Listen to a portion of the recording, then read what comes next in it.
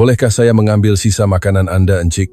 Namun, apabila jutawan itu menatap matanya, keajaiban berlaku. Di bawah cahaya malap lampu chandelier yang kelihatan seperti bintang beku, desiran kemewahan menyelimuti setiap sudut restoran Langit Biru, restoran paling eksklusif yang terletak di tengah-tengah Kuala Lumpur. Malam itu diselubungi kesunyian baldu, hanya diganggu oleh alunan lembut piano yang mengalir di udara. Setiap meja adalah kerajaan kecil yang senyap, dipenuhi kuasa dan prestige, diterangi lilin dan dihiasi kristal. Di sudut paling jauh, di sebalik orkid dan bayangan, duduklah Tan Sri Hendra Wijaya, 48 tahun, seorang usahawan teknologi, jutawan, dan duda. Sut berjenama terkenal itu ditempa khas untuknya. Jam tangan mewah bertatahkan emas menangkap kilauan cahaya sesekali. Namun, semua itu tidak mampu menyembunyikan kekosongan di dadanya. Dia memandang kosong rendang daging yang tidak terusik di hadapannya. Aromanya kaya dan memikat, walaupun baginya ia tidak lebih daripada debu. Di seberangnya, kerusi kosong kedengaran lebih kuat daripada sebarang bunyi di dalam bilik itu. Jari-jarinya sedikit menggenggam kaki gelas berisi teh ais manis. Pusaran coklat di dalamnya menari seperti hantu. Sudah 10 tahun berlalu sejak kemalangan itu berlaku. Apabila istrinya, Puan Sri Sarimah, dan anak lelaki mereka yang berusia 3 tahun, Rizky, hilang dari dunia dalam timbunan logam bengkok dan kaca pecah. Sejak itu, Hendra mengisi hidupnya dengan kesunyian, rutin, dan kerajaan gangguan. Dia perlahan-lahan mengangkat gelas, seolah-olah beratnya menyimpan kenangan. Namun tepat ketika dia mendekatkannya ke bibir, sebuah suara membelah udara di sisinya lembut, bergetar, tidak dijangka. Bolehkah saya mengambil sisa makanan Anda, Encik? Tan Sri Hendra kaku. Dia menoleh tajam dan melihat seorang wanita muda berdiri di sisi mejanya. Usianya tidak lebih daripada 19 tahun. Rambut hitamnya diikat longgar dalam sanggul yang kemas, dengan helaian-helaian yang jatuh. Jaketnya usang, membalut bahu di malam awal musim hujan yang sejuk. Dalam pelukannya ada seorang bayi, mungkin berusia 7 atau 8 bulan, dibungkus selimut pudar. Mata bayi itu terbuka luas dan bersinar, tertumpu pada timbunan bubur ayam dan hirisan daging yang masih berasap di pinggan Hendra. Suara gadis itu hampir berbisik, namun entah bagaimana membelah kesunyian restoran seperti tali biola yang putus. Tan Sri Hendra berkedip, seolah-olah terbangun dari tidur lena yang pekat. Ruangan itu membeku, garpu tergantung di udara, perbualan reda dalam kesunyian yang terkejut. Seorang pelayan mula melangkah ke hadapan. Kebimbangan sudah terpancar di dahinya. Namun, Hendra mengangkat tangan dengan halus gerakan kecil namun penuh wibawa. Dia meneliti wajah gadis itu dengan seksama. Dalam ekspresinya tiada rasa malu, tiada tanda manipulasi atau belas kasihan. Hanya keletihan dan sesuatu yang lebih dalam ketekunan yang sunyi. Keperluan bukan untuk dirinya sendiri, melainkan untuk kehidupan kecil yang didekapnya di dada. Dia menggendong bayinya dengan pengabdian yang begitu melindungi sehingga semua yang lain hilang dari saat itu. Dia tidak meminta sedekah, dia tidak mencuri, dia bertahan hidup. Kerongkong Hendra tercekat, lilin di antara mereka berkelip. Pada saat itu, sesuatu berubah dalam dirinya. Bukan pencerahan yang megah, belum, tetapi bisikan, percikan. Dan meskipun saat itu dia tidak menyadarinya, satu momen ini, satu pertanyaan tunggal ini meruntuhkan tembok yang dia bina selama 1 dekad dan membawanya menuju penebusan yang tidak pernah dia cari melalui cinta yang tidak pernah dia harapkan. Dia berdiri tidak bergerak. Tatapannya terpaku pada gadis itu, seolah seluruh dunia larut menjadi kebisingan latar. Rambut hitamnya yang tidak tersisir, jatuh dalam gelombang yang kemas di sekitar wajah dan bahunya. Helaian-helaiannya menangkap pantulan lilin seperti emas yang patah. Jaketnya hampir tidak menutupi tubuhnya. Lengannya terlalu pendek, kainnya menipis di siku. Di kakinya, kasut sukan usang, diliputi debu jalanan bandar dan hampir koyak di jahitan. Namun bukan penampilannya yang membuat Hendra menahan nafas, itu matanya. Mereka tidak meminta, mereka tidak ragu. Mereka menatapnya tanpa takut, dipenuhi sesuatu yang jauh lebih kuat daripada keputusasaan pertahanan, maruah, dan kesedihan yang sunyi yang hampir tidak tertahankan. Dalam ekspresinya, ada keberanian yang hanya lahir apabila tiada lagi yang perlu dilindungi selain kehidupan rapuh yang dia bawa. Dia tidak meminta untuk dirinya sendiri, dia meminta untuk anaknya. Tan Sri Hendra ragu sesaat lagi, seolah benang tidak terlihat menegang di antara mereka. Lalu dengan menolak pinggan sedikit ke hadapan, dia berkata perlahan, hampir kepada dirinya sendiri, ambillah. Dia tidak menyerbu makanan, tidak melahapnya seperti orang kelaparan.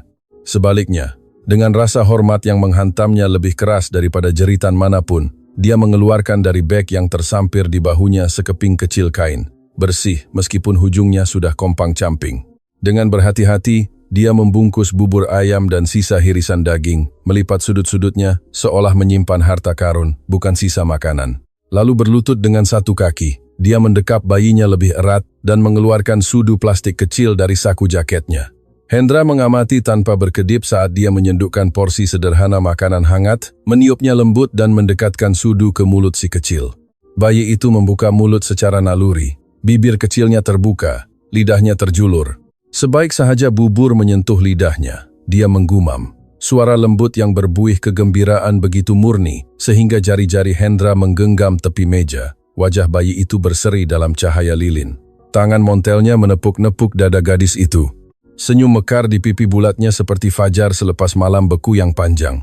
Itu adalah senyum yang sudah bertahun-tahun tidak dilihat Hendra. Tidak sejak anak lelakinya sendiri. Sesuatu mencubit kerongkongnya.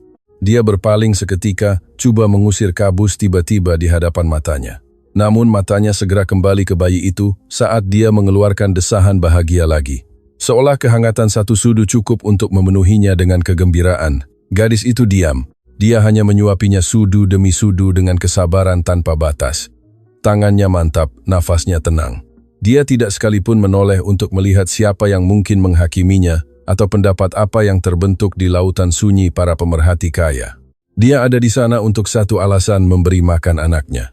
Jantung Hendra teremas di dadanya, perlahan dan dalam, seolah sesuatu yang kuno terbangun dari koma. Ini bukan belas kasihan, bukan kemurahan hati. Ini adalah kebenaran yang tidak dapat disangkal. Dia menjadi saksi sesuatu yang suci, cinta yang tidak dapat dibeli, diganti atau sepenuhnya difahami oleh mereka yang tidak pernah mengalami kehilangan. Apabila bayi itu tampak kenyang, gadis itu dengan hati-hati menyimpan bungkusan kain ke dalam beg, membetulkan selimut di tubuh si kecil dan berdiri. Dia melirik Hendra sekali lagi, mengangguk sedikit, bukan sebagai tanda terima kasih, melainkan seolah mengakui sesuatu yang tidak terucap di antara mereka. Lalu dia berbalik dan pergi, menyusuri deretan alas meja putih dan meja-meja menuju malam sejuk di balik pintu kaca. Hendra tetap duduk tidak mampu bergerak, menatap tempat gadis itu berdiri. Lilin di meja berkedip lembut, melontarkan gelombang halus emas, dan bayangan ke atas minuman yang tidak terusik, kerusi kosong, dan dunia yang dia kenal. Lalu sebelum dia sempat merasionalisasi, menganalisis, atau membujuk dirinya untuk tidak melakukannya, dia berdiri, tidak terburu-buru, tidak dramatik, melainkan tenang dengan tekad. Dia meletakkan serbet di meja, mengangguk pada pelayan yang terkejut berdiri di dekatnya, dan mengikuti gadis itu melewati pintu berat restoran ke dalam malam. Dia belum mengerti mengapa, hanya tahu bahwa dia harus. Hendra berjalan dari kejauhan. Langkahnya teredam di kaki lima yang sunyi. Suara-suara kota surut di belakang saat gadis itu berbelok ke lorong sempit, mendekap bayinya ke dada seperti perisai rapuh dari dunia. Dia bergerak cepat namun hati-hati, seolah setiap bayangan bisa menelannya bulat-bulat. Dia tidak tahu mengapa dia mengikutinya, hanya merasakan bahwa sesuatu yang lebih dalam dari rasa ingin tahu menariknya maju. Ini bukan belas kasihan, melainkan pengenalan. Lorong itu berujung pada tempat letak kereta yang runtuh, dikelilingi bangunan-bangunan bata. Kereta-kereta terbengkalai berdiri seperti hantu. Namun satu kereta Toyota kancil lama yang kemek berbeza. Di dalamnya ada kehidupan. Jendela-jendelanya beruap, catnya mengelupas. Namun itu adalah tempat berlindung. Dia mendekati kereta tanpa ragu, membuka pintu belakang dan dengan hati-hati menyamankan diri dengan bayinya. Selimut nipis menjadi tilam. Dia mendekap bayinya ke dada, membisikkan sesuatu yang hanya didengar si kecil. Lalu suaranya naik, lembut dan bergetar, menjadi lagu lulabi. Nina Bobo? Oh, Nina Bobo. Kalau tidak Bobo digigit nyamuk. Hendra terpaku di bayangan, terpesona.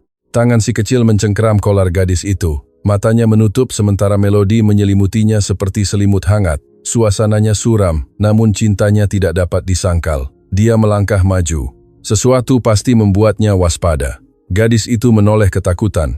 Mata mereka bertemu. Maaf, katanya mengangkat tangan sebagai tanda damai. Saya hanya ingin memastikan Anda baik-baik saja. Anda mengikuti saya? Tanyanya dengan waspada. Ya, jawabnya. Dia tidak lari, tidak menangis, hanya menatapnya, menilai orang asing berpakaian mahal ini. Saya melihat bagaimana Anda memberi makan anak Anda, kata Hendra. Saya belum pernah melihat yang seperti itu. Saya harus memahaminya. Setelah jeda, dia berkata perlahan, "Namanya Arka. Saya Puteri." "Arka," ulangnya. 8 bulan. Dia mengangguk. "Dia suka bubur." Suara Hendra merendah. "Anak saya juga." Putri berkedip. Dan pada saat itu sesuatu berubah. Dia tidak bertanya, hanya mendengarkan dengan kesunyian langka yang dimiliki seseorang yang mengenal duka secara langsung. "Saya kuliah ke jururawatan," katanya lalu hamil. "Ayahnya menghilang. Orang tua saya membuang saya. Sejak itu saya sendiri." Dia berbicara sederhana tanpa kepahitan. "Kami tinggal di kereta ini sudah 2 bulan. Saya membersihkan rumah orang, kerja sampingan sebagai pelayan kalau bisa." Hendra menatap kereta itu selimut usang, pakaian bayi yang dilipat di sudut seperti harta karun. "Saya bisa membantu hotel, makanan, apa saja." Dia mengangkat tangan.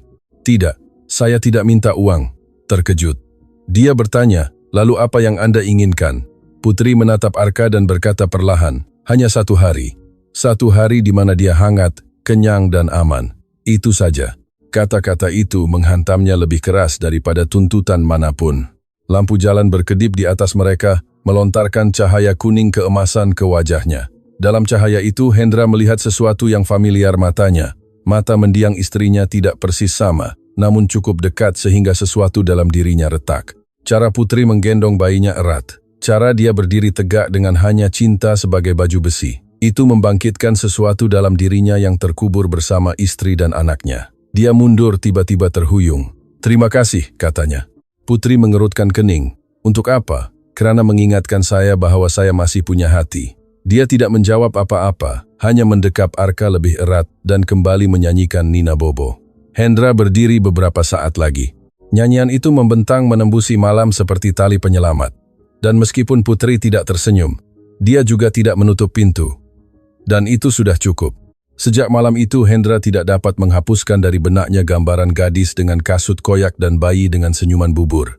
Berapapun email yang dia periksa, dan berapapun mesyuarat yang dia hadiri, wajah mereka tetap bersamanya pengingat sunyi bahwa di suatu tempat di kota yang sama, di mana orang-orang minum minuman seharga Rp100.000, seorang ibu dan anak bertahan hidup hanya dengan kebaikan dan ketabahan. Dia tidak berbicara dengannya lagi, sekurang-kurangnya tidak langsung.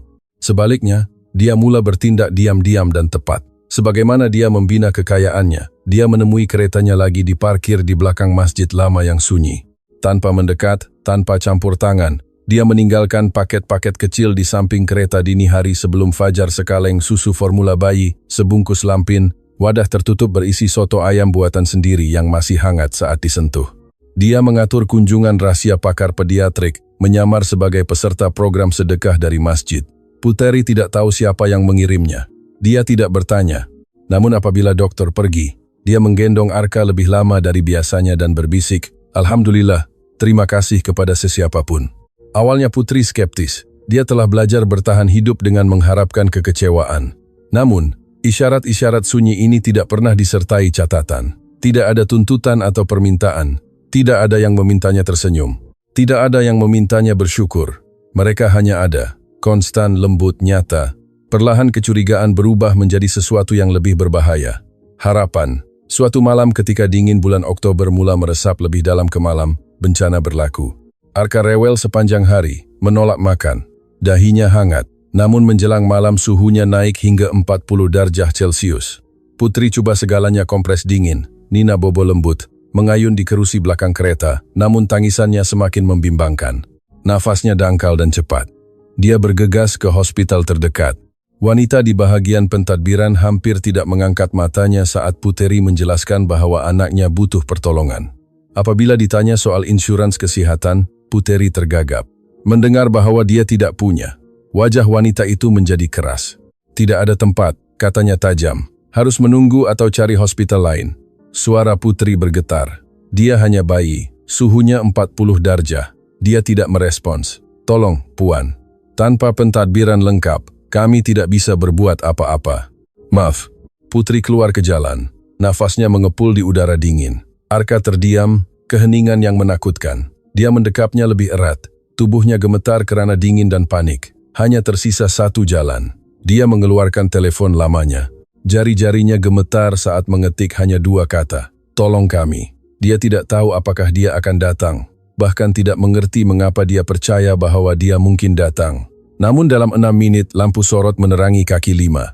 Toyota Fortuner hitam milik Hendra berhenti mendadak. Dia melompat keluar tanpa menunggu enjin mati. Sutnya berkibar ditiup angin. Matanya menyala dengan kebimbangan. Dia tidak berbicara, hanya mengulurkan tangan. Putri meletakkan Arka dalam pelukannya dan untuk pertama kalinya bayi itu tidak memberontak. Tangan kecilnya melingkari jari telunjuk Hendra. Genggaman lemah namun sedar, seolah mengakui keamanan. Hendra menggendong si kecil dengan kelembutan yang mengagumkan dan tanpa beratur masuk ke hospital. "Saya butuh dokter sekarang," katanya kepada petugas unit kecemasan. Suaranya baja dan tegas. "Anak ini suhunya kritikal. Saya akan bayar semua biaya. Tapi kalau Anda menunda 1 menit lagi, saya akan beli hospital ini dan pecat setiap orang di sini." Arka langsung diterima. Putri duduk di koridor, gemetar keletihan, kepala tertunduk di tangan. Hendra diam di sampingnya. Apabila juru rawat kembali dengan berita, Arka stabil, berehat dan akan dipantau sepanjang malam. Putri menghembuskan nafas, tidak menyadari bahwa dia menahan nafas sejak matahari terbenam. Dia menatap Hendra, matanya berkaca-kaca, suaranya hampir tidak terdengar. "Anda datang." Dia mengangguk. Tentu saja. Air mata mengalir sebelum dia sempat menghentikannya. Dia bersandar padanya. Dadanya naik turun kerana lega, dan sesuatu yang lebih dalam mungkin duka atau pembebasan. Kepalanya bersandar di bahunya, dan Hendra tanpa ragu memeluknya. Dia tidak memintanya untuk tenang, tidak menuntut penjelasan. Hanya memeluknya sementara jam-jam sunyi malam berlalu di balik dinding steril bercahaya putih. Ini adalah pertama kalinya Putri membiarkan dirinya runtuh sejak menjadi ibu. Dan bagi Hendra, pertama kalinya dalam 10 tahun pelukan tidak terasa seperti pengkhianatan. Mereka tidak berbicara tentang cinta, tidak mendefinisikan apa-apa malam itu. Namun pada saat itu, sesuatu berubah selamanya dalam detak jantung mantap pria yang pernah bersumpah untuk tidak peduli lagi, dan dalam nafas gadis yang hanya mengenal kelangsungan hidup. Bukan kerana dia menyelamatkannya, melainkan kerana sekarang dia tidak perlu kuat sendirian. Semuanya bermula dari sebuah foto. Sedikit buram diambil malam hari menampilkan Hendra Wijaya keluar dari unit kecemasan hospital dengan bayi di pelukan dan seorang wanita muda mengikutinya. Dalam beberapa jam foto itu membanjiri media sosial, blog, dan judul-judul media gosip. Jutawan teknologi menyelamatkan ibu muda dan usahawan. Internet meledak, identiti Putri tidak lama menjadi rahasia. Kebocoran borang pendaftaran hospital mengesahkan namanya. Lalu komen-komen mengikuti gelombang spekulasi, penghakiman, dan kekejaman. Sebahagian memuji Hendra, menyebutnya penuh kasih dan dermawan, yang lain kejam. Dia pemburu harta, semua direncanakan. Lelaki mana yang mahu terlibat dalam hal seperti ini? Di apartemen yang Hendra sediakan untuknya dan Arka, Putri duduk dalam kegelapan. Satu-satunya cahaya berasal dari teleponnya. Setiap usapan makin banyak racun, setiap judul makin banyak rasa malu. Dadanya sesak, tangannya gemetar. Dia mematikan skrin, takut cahayanya bisa menyentuh anaknya dengan racun yang sama. Arka bergerak di katil bayinya. Dia berdiri dan lembut meletakkan tangan di dadanya, menenangkan, lalu duduk di tepi katil dan menatap lantai hingga pagi. Apabila Hendra masuk, dia tahu ada yang berubah. Postur Putri tertutup, wajahnya menjauh. "Saya tidak bisa begini," katanya. "Saya tidak mahu anak saya tumbuh dalam skandal. Saya tidak mahu dia suatu hari melihat kebohongan dan bertanya-tanya, adakah itu benar?" Hendra duduk di sampingnya. "Kamu tidak melakukan kesalahan," katanya lembut. Arka juga tidak. Dia menggeleng. "Orang-orang tidak peduli. Mereka sudah memutuskan siapa saya." Suara Hendra mengeras. "Kalau begitu, biar saya beritahu mereka siapa kamu sebenarnya." Hari itu juga dia menelepon pasukan perhubungan awamnya. Tidak ada kenyataan, tidak ada siaran akhbar yang dilatih. Dia ingin berbicara langsung di hadapan umum dan tanpa penapis.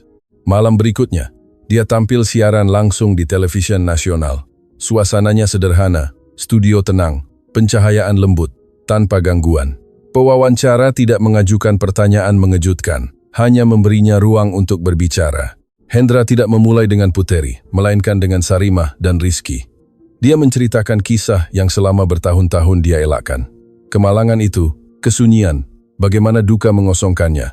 Dia berbicara tentang ilusi kejayaan dan bagaimana ia menyembunyikan kekosongan yang sebenarnya. "Saya berhenti hidup pada hari mereka meninggal," katanya. Lalu dia berbicara tentang Putri. Dia tidak mencari sedekah, katanya. Bahkan tidak meminta pertolongan.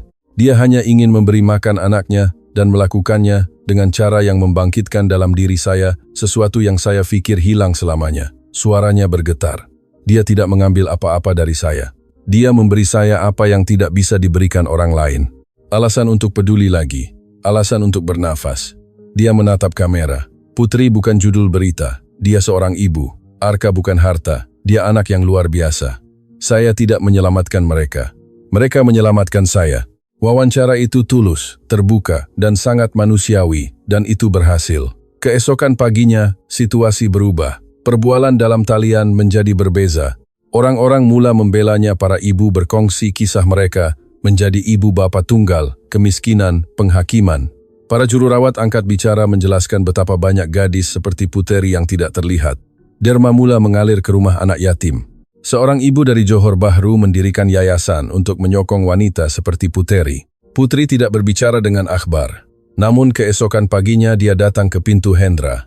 Arka dibungkus hangat. Dia tidak mengetuk. Dia membuka pintu lebih dulu. Matanya lelah namun tegas. "Saya tidak akan pergi," katanya. "Kalau Anda masih menginginkan kami di sini." Hendra diam, menyingkir ke samping, membiarkan mereka masuk. Dan untuk pertama kalinya dalam bertahun-tahun, merasakan bahwa sesuatu telah berubah selamanya dan damai. Pintu yang terbuka bukan hanya di rumahnya, tetapi juga di hatinya. Sebuah keluarga bermula tidak terduga dan tidak terprediksi.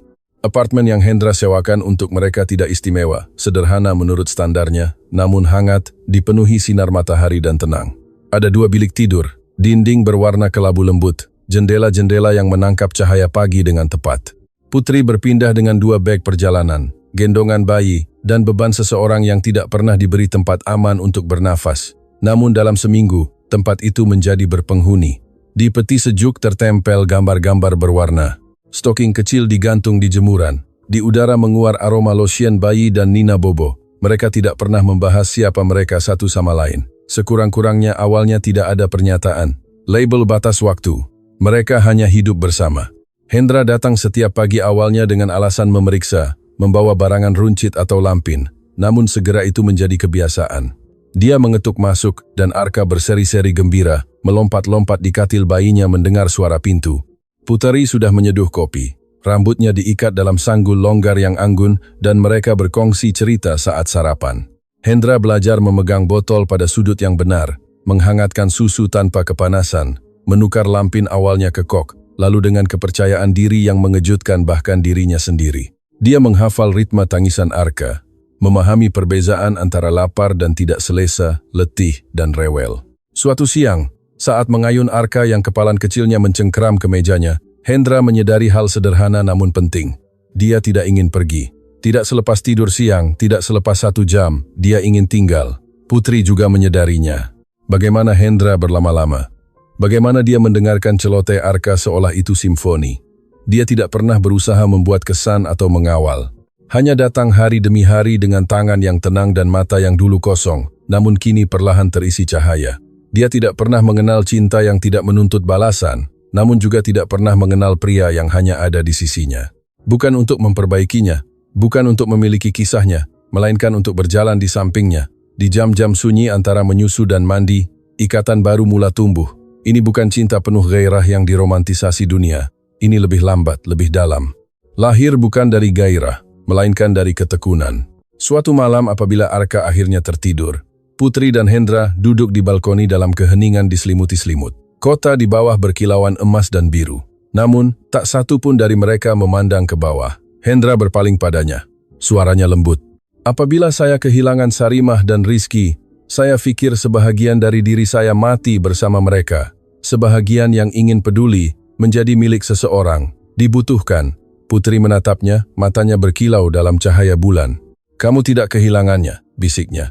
Dia hanya menunggu. Malam itu mereka tidak berciuman dan tidak perlu. Momen itu membentang di antara mereka seperti janji tidak terucap, namun difahami dengan dalam. Dan pada saat itu Puteri tersenyum. Bukan senyum yang dia berikan kepada juru rawat dari kesopanan atau kepada Arka karena kebiasaan. Ini hanya untuknya penuh dan langka. Untuk pertama kalinya dalam bertahun-tahun, Hendra membalas senyumnya. Nyata, tenang, dilunakkan oleh penyembuhan, bersinar dari dalam. Mereka belum menjadi kekasih, belum menjadi keluarga secara nama, namun mereka adalah sesuatu yang lebih kuat. Dua orang yang dihancurkan oleh duka dan menemukan dalam satu sama lain awal yang lambat dan mantap dari sebuah rumah.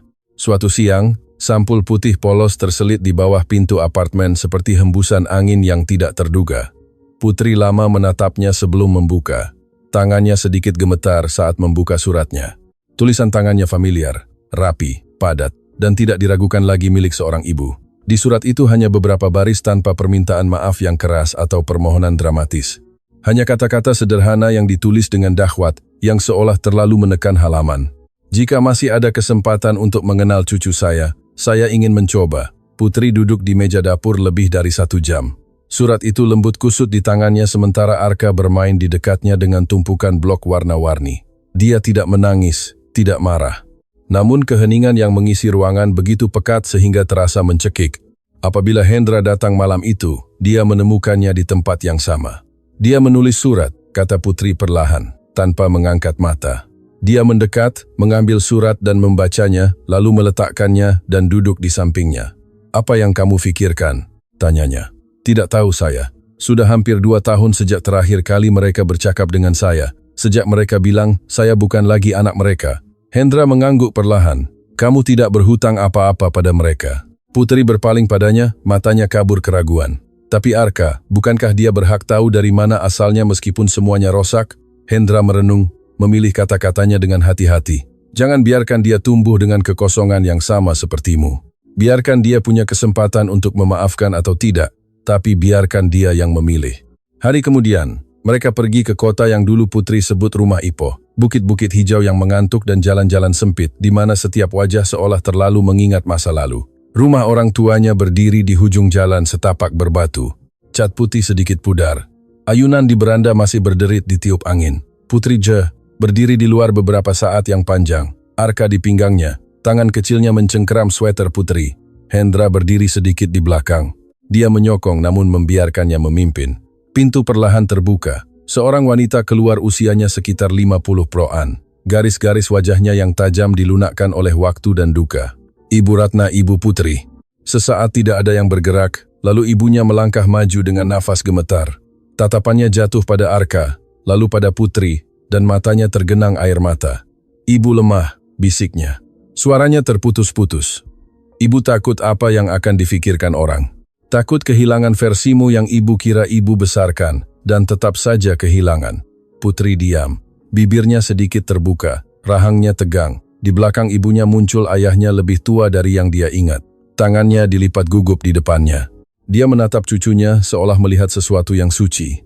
Arka mengulurkan tangan. Tidak tahu sejarah, tidak peduli padanya, hanya karena penasaran dan itu entah bagaimana meruntuhkan segalanya. Ibunya terisak, melangkah maju dengan tangan terentang namun ragu. "Bolehkah ibu? Boleh ibu menggendongnya?" Putri ragu hanya sesaat, lalu perlahan meletakkan Arka dalam pelukan ibunya. Wanita tua itu memeluknya erat seolah berusaha menahan waktu itu sendiri. Dia terisak perlahan, berbisik pada bocah yang berkedip balik dengan keheranan polos. Hendra mengamati dari samping. Dadanya sesak. Dia bukan sebahagian dari momen ini, namun dia menjadi saksi kekuatannya. Apabila Putri akhirnya melangkah maju dan memeluk ibunya, beranda itu seolah menghela nafas. Masa lalu tidak menghilang, namun menjadi lebih lembut. Pengampunan bukan petir, melainkan fajar yang lambat. Hari itu, 3 generasi duduk di meja dapur tua tempat Putri dulu sarapan sebelum sekolah. Ibunya menuangkan teh. Ayahnya dengan lembut mengayun Arka di pangkuannya. Dan untuk pertama kalinya dalam bertahun-tahun, rumah itu dipenuhi tawa. Putri menangkap tatapan Hendra dari hujung lain ruangan, dan dia tersenyum. Dia menggumamkan 2 kata sederhana dengan bibirnya. "Terima kasih." Dia menggeleng tersenyum balik. "Tidak," bisiknya perlahan pada dirinya sendiri. "Terima kasih sudah pulang ke rumah." Setahun berlalu, dunia berubah, namun hanya dalam hal-hal yang penting. Kebisingan mereda, judul-judul menghilang. Sebagai gantinya muncul sesuatu yang jauh lebih sunyi dan kuat. Kehidupan. Itu adalah hari cerah di musim kemarau apabila mereka kembali ke taman. Taman yang sama tempat semuanya bermula. Angin sepoi menggoyangkan dedaunan. Matahari keemasan menghangatkan lapangan terbuka seperti berkah. Tidak ada gapura bunga. Tidak ada juru gambar yang berkerumun mencari bidikan sempurna. Hanya sekelompok kecil teman dekat, alas linen putih di bawah pohon beringin tua, dan gapura kayu sederhana yang dihiasi daun dan pita. Di tengah berdiri seorang bocah kecil dalam rompi biru tua dan dasi kupu-kupu yang serasi.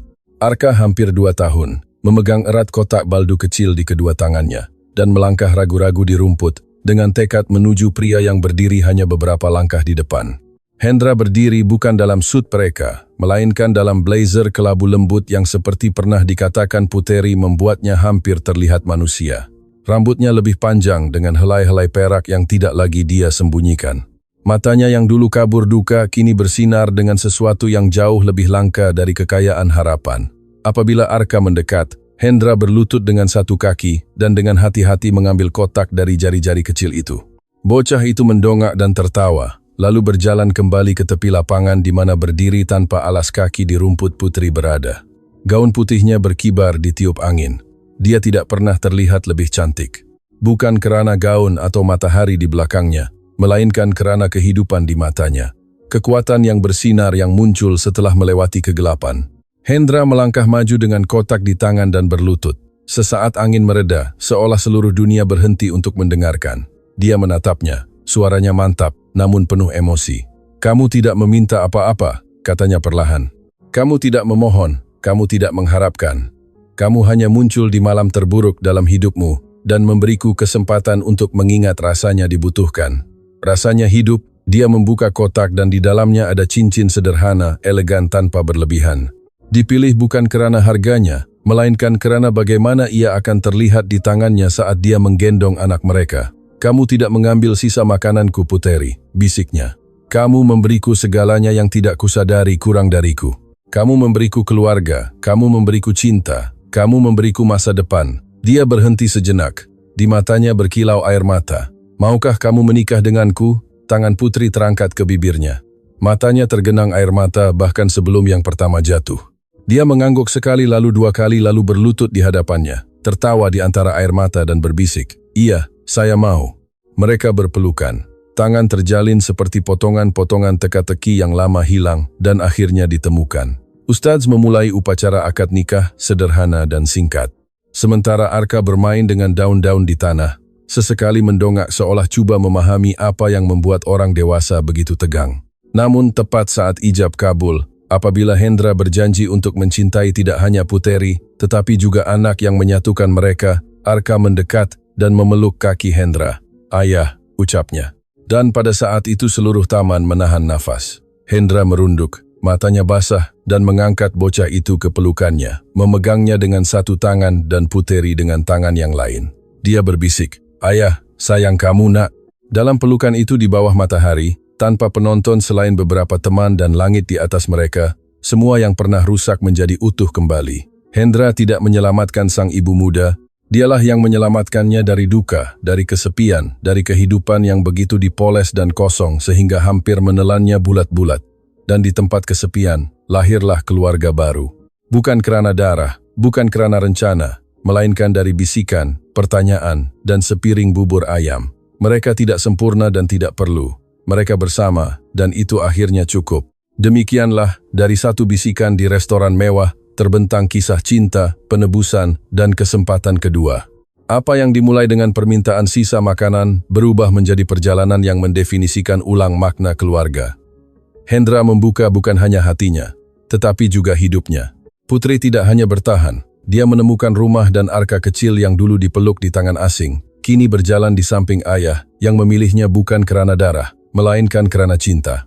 Karena terkadang, kisah-kisah paling luar biasa lahir dari momen-momen paling sunyi. Jika kisah ini menyentuh hatimu, membuatmu merasakan sesuatu, memberimu harapan, atau bahkan menitiskan air mata, jangan lupa untuk menyukai, membagikan, dan yang terpenting, melanggan saluran ini. Tempat di mana setiap kisah diciptakan untuk menyembuhkan jiwamu dan mengingatkanmu bahwa kasih sayang adalah keajaiban paling dahsyat dari semuanya. Sampai jumpa di kisah berikutnya.